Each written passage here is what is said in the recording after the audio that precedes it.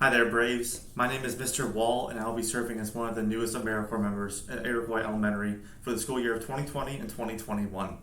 I know what you're thinking. My name may be spelled W-O-L-L, but it is pronounced Wall as in a building, not wool as in sheep.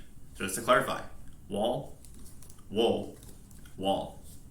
A few things about myself. I just graduated from Mercyhurst University this past spring. I have two older sisters, and I love to talk about Hamilton, the Marvel movies, and basketball.